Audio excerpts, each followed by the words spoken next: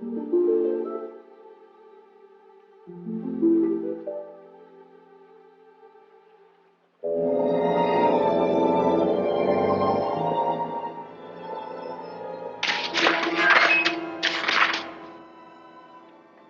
happened? I think your fireplace needs a screen. Does it? I was just admiring this painting here. Is it your own work? It is. And you also play this lute? I do.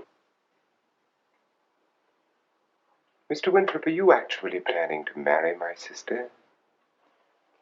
Mr. Usher, during the time that we spent together in Boston, it never occurred to me that, and I dare say to Madeline either, that we were not destined for each other.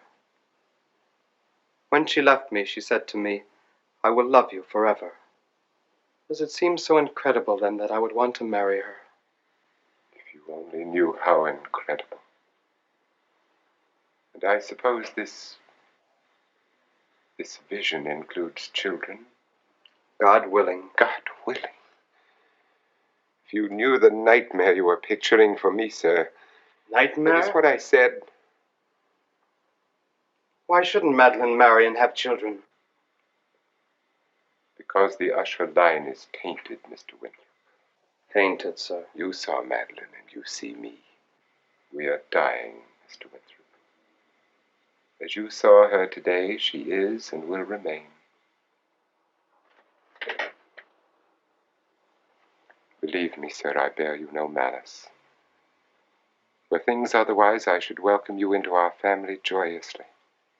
But under the circumstances, it is quite impossible. Why do you assume that you are dying? There are many reasons. Pray give me one, then. Madeline and I are like figures of fine glass. The slightest touch and we may shatter. Both of us suffer from a morbid acuteness of the senses. Mine is the worse for having existed the longer, but both of us are afflicted with it. Any sort of food, more exotic than the most pallid mash, is unendurable to my taste buds. Any sort of garment other than the softest is agony to my flesh. My eyes are tormented by all but the faintest illumination. Odors assail me constantly. And as I've said, sounds of any degree whatsoever inspire me with terror. That's why your servant asked me to remove my boots. Yes. And even so, I could hear you coming. Every footstep, every rustle of your clothes. I could hear your horse approaching. Hear the clatter of its hooves across the courtyard, your knock. The grating of the door bolt was like a sword stroke to my ears. I can hear the scratch of rat claws within the stone wall. Mr. Winthrop, 3/4 of my family have fallen into madness, and in their madness have acquired a superhuman strength, so that it took the power of many to subdue them. Do you not exaggerate, sir? Perhaps there have been in your family certain peculiarities of temperament, but... Peculiarities of temperament? How diplomatically you put it. Peculiarities of temperament.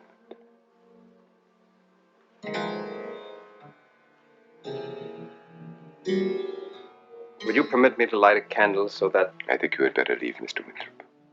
I think you need some light in this house, Mr. Usher.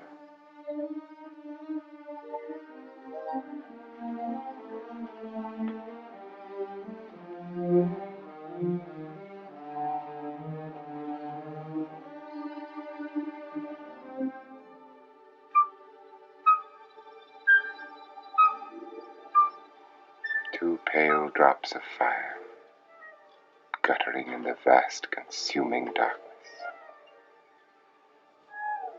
My sister and myself, Shortly they will burn no more. She cannot leave this house, Mr. Winthrop. Believe that or not as you will, but she cannot leave it. For her own sake as well as yours, will you leave now, please? No, I will not. Very well. Bristol will show you to a room.